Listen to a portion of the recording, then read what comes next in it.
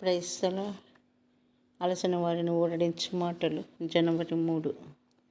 అయితే ఒకటి చేయుచున్నాను, వెనుక ఉన్నవి మరచి గుడి యొద్దకే పరిగెత్తుచున్నాను. ఫిలిప్పీ 3:13-14. మనస్సే అనగా మరచుట అని అర్థము. అప్పుడు యోసేపు, దేవుడు నా సమస్త బాధను నా తండ్రి ఇంటి వారందరినీ నేను మర్చిపోనట్లు చేసినని చెప్పెను.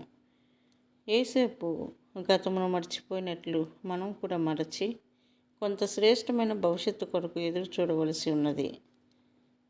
ఫిలిప్పీ 3:13. మనము మనుష్యుల దయను పొందుటకు గత శ్రమలను గురించి మాట్లాడుట యందు సంతోషించుదుము.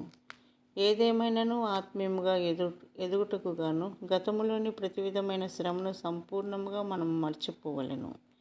కొన్నిసార్లు మనము గతము వైపు చూచి అనేక సంవత్సరముల క్రిందట ప్రభు మన ఎడల ఏమైతే చేసినో జ్ఞాపకం చేసుకుని సంతోషించదము.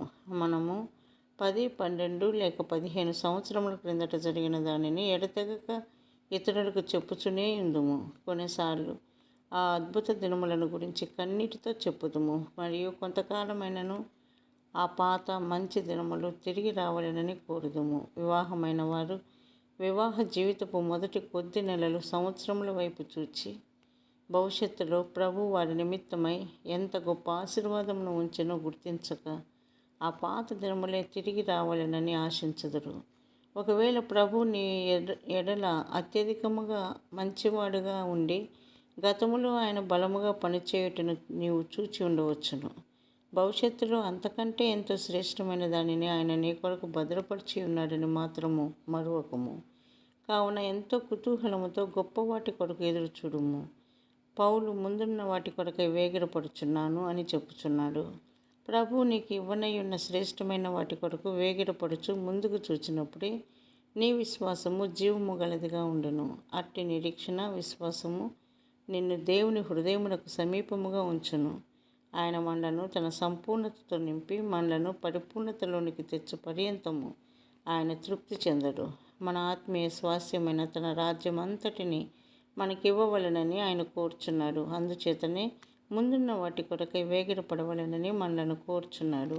ఆ పాత మంచి దినములను తలంచుచు మరియు 7 లేక 8 సంవత్సరముల క్రిందటి అదే వైఖరిని కలిగి ఉండటం వలన అది మన ఆత్మీయ పురోభివృద్ధిని, ఫలవంతమైన స్థితిని ఆటంకపరచును. మనకందరికీ మనస్సే యొక్క అనుభవం అవసరం.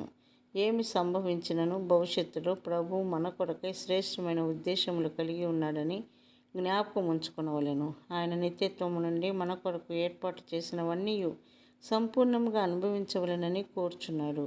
కనుక ఆయన సమస్తమును మీవి అను చెప్పుచున్నాడు.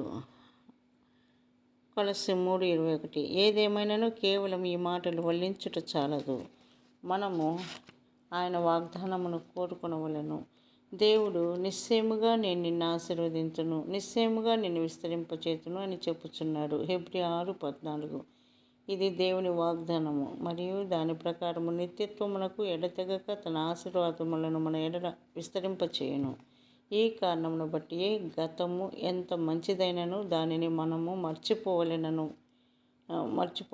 మరియు గొప్ప సంగతులు జరుగునని నిరీక్షించవలెను. ఆయన రాజ్యమునందు సింహాసనమునందు మన పరలోక స్వాస్యం యొక్క సంపూర్ణ భాగమును మనము కోరుకొనుచూ ఉండవలెను.